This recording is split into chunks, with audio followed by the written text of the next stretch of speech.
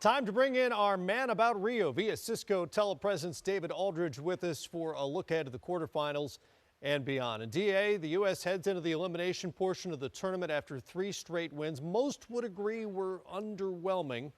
Just how vulnerable is this team? I think somewhat vulnerable, Matt. I mean, I do think that once you get to the medal round and you're playing against veteran teams that have played well and know how to play in international competition, you always have that chance.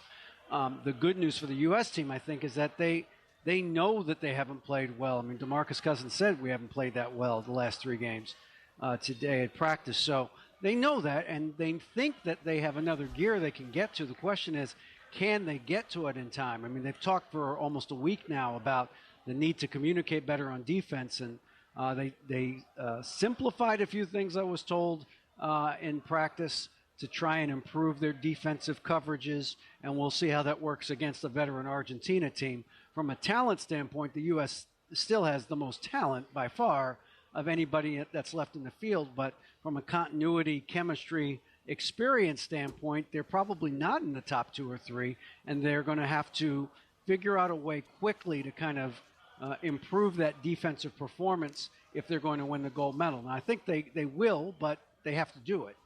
Well, there have been well-chronicled issues on both ends of the floor, the lack of ball movement offensively. You touched on some of the defensive deficiencies, which frankly have been more alarming for me watching from stateside. What would Coach K most like to clean up? Well, it's funny. You know, I asked him after the last preliminary game against France on Sunday, you know, what are they good at and what do they need to work on? And he said, well, they're consistent at winning. So, I mean, you know, he's, I think he's maybe a little weary of those kinds of questions. But look, I think it's defense. I think that offensively, they have had moments where the ball is stuck, but the bottom line is they're scoring 95, 96 points a game. They can count on, at least they have been able so far to count on at least one guy getting off. It was Klay Thompson last game. Kevin Durant early. They've had some other guys have some good offensive performances. It would be better if the ball was moving all the time, but they have had stretches, Matt, where they play well offensively. They played well against France for pretty much the whole first half, and midway through the third quarter, they were up 20, and then they kind of took their foot off the gas. So they have had stretches where they've played well offensively, even though the ball does stick on occasion. The problem to me has been defense. They get into stretches where they just trade baskets with the other team. And while you can do that in the preliminary rounds, you do not want to take that risk in a medal round game where one bad outing offensively could send you home. DA, I totally agree with you and Matt and his defensively. I just want to talk about the mindset of Coach K. Has he found a rotation that he wants to go with? And then also for me, offensively, I have not seen I would say, Olympic team that takes so many contested shots. They don't get the easy, fast break, 10 or 12 dunks that we get a chance to see. You know the reason why? Did Coach K even talk about that? Well, I think it's a combination of things, Smitty. First of all, defense, the opponent defenses are making a premium getting back. I mean, they're really sprinting back to take away that early, easy stuff. I think, frankly, another problem is that the point guard that they have, I mean, Lowry is probably the most pure point guard that they have.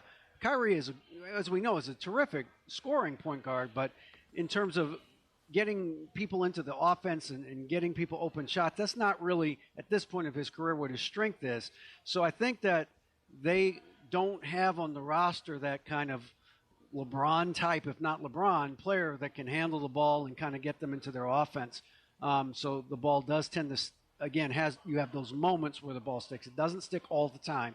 But you're right, the weak side, swing stuff, they're not getting as much of that as you would expect. But I think part of that is the point guard. Part of it is I don't think from a low post standpoint, defenses are going to commit double teams to DeAndre Jordan or DeMarcus Cousins. As good as DeMarcus Cousins is on the block, they don't go to him every time, and they don't go to him a lot, frankly. And so if you're a defense, you really don't have to play inside out. You can just kind of stay along the perimeter and contest late and realize that it's probably going to be one pass and shoot. And so that I think those are the things that have kind of led to that stagnation offensively. Hey, DA, away from the floor, just in terms of environment, the venue, we see beautiful scenics of Rio. It's a stunning country, but we heard the warnings before the games began about all the issues the country has suffered, including serious crime there. And obviously, there have been a few disturbing incidents during the games themselves. What's been your experience getting around the area and sort of from a bigger picture point of view? What strikes you about Rio? Well, to the first, fortunately, we have a incredible local driver who takes us everywhere and knows the countryside, knows the area. He's from here; it's home for him. So we've been very fortunate in that regard, Matt. We don't, we have to take the buses to the venues, but those are all dedicated lanes. You get on the bus, it goes straight to the arena. You don't have to sit in you're in traffic, but you have an express lane to get past most of the traffic.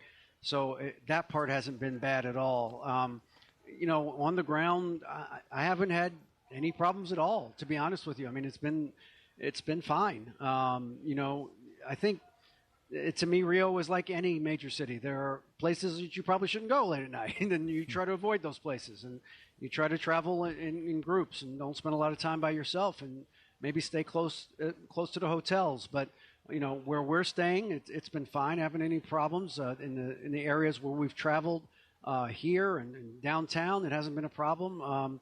And I think the people have been spectacular. They have gone out of their way to try to make this work. I think everybody understands the logistical, financial, emotional, spiritual problems that bringing in Olympic Games can convey on a host city. And that they're here. Don't get it twisted. They are here.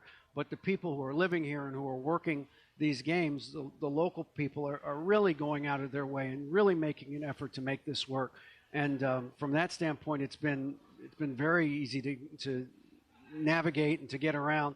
It's just that it's the Olympics, and so everything takes an hour to get from one place to the next. That's just the Olympics when you bring 500,000 to 1 million people into one city and plop them in the middle of it. That's going to cause some traffic. That's going to happen anywhere. Well, it's good to hear. Yeah. Continue to stay safe and enjoy the games. We'll talk to you soon. That's David Aldridge with us, the man near Ipanema. And I've seen the girl. She still looks fetching.